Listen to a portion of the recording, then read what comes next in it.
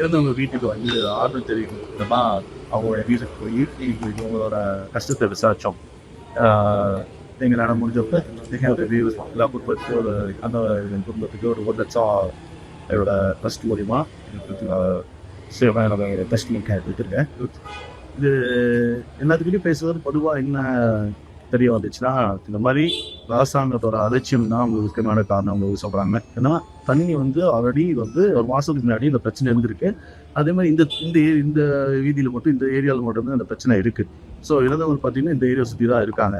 So அப்படி இருக்கும்போது என்னென்னா தண்ணி வந்து முதல்ல வந்து கண்டாமினேட் ஆயிருக்கு, கழிவுநீர் வந்து கலந்துருக்குங்கிறத அவங்க சொல்கிறாங்க. அதுக்கு உரிய நடவடிக்கை எடுக்கல, ஒரு லேபில் கொடுத்து வாட்டர் டெஸ்ட் பண்ணல. டெஸ்ட் பண்ணி அன்னைக்கு ஒரு ஆக்ஷன் எடுத்திருந்தோம். இன்னைக்கு வந்து இதுக்கு வந்து ஒரு கண்டிப்பாக ஒரு தீர்வு கிடச்சிருக்கு. இன்னொரு 3 உயிர் இழந்திருக்காது. ஏன்னா ஒரு அம்மாவெல்லாம் பார்க்கும்போது எங்கள் பையன் 45 வயசு ஒரு பையன் இறந்துட்டான். அப்படி பையன் இறக்கும்போது அந்த குடும்பத்தோட வாழ்வாதாரமே போயிடுது.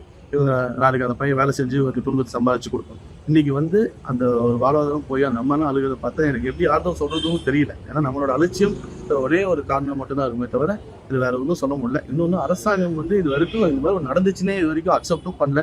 அக்செப்ட் பண்ணி ஏதாவது உங்களுக்கு வந்து உதவியோ இதை நிதி உதவியோ ஏதாவது ஒன்று அரசாங்கம் எடுத்து பண்ணிடணும். இதே தமிழ்நாடு பார்த்தீங்கன்னா இங்கேருந்து கள்ளக்குறிச்சி 50 கிலோமீட்டர் தான். இதே வந்து கள்ளசாரம் குளிச்சு இறந்த மக்களுக்கு ஒரு ஃபேமிலிக்கு வந்து 10 லட்சம் கொடுத்துருக்காங்க. இன்னைக்கு பேசிக் குடிநீர் இது வந்து ஒரு பொதுமக்களுக்கு இறைவானா கொடுத்த ஒரு இயற்கையாக கொடுத்த விஷயத்த வந்து இன்னைக்கு மக்களுக்கு வந்து ஒரு தண்ணியை கூட கொடுக்க முடியல. ஏன்னா இன்னைக்கு எந்த அளவுக்கு நம்ம மோசமாக போயிருக்கோங்கிறதான் இன்னைக்கு இது வந்து சுட்டி காட்டக்கூடிய விஷயமா இருக்கு.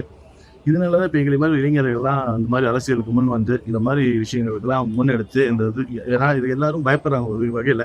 இந்த மாதிரி இது எப்படி வந்து வெளில சொல்கிறது, அவங்களுக்கும் வேலை இருக்குது, அவங்க இது எப்படி எழுந்து வெளில சொல்லணும்னு தெரியல. அதனால இது வந்து முன்னெடுத்து இந்த மாதிரி தைரியமாக நாங்கள் வந்து பேசணுங்கிறது தான்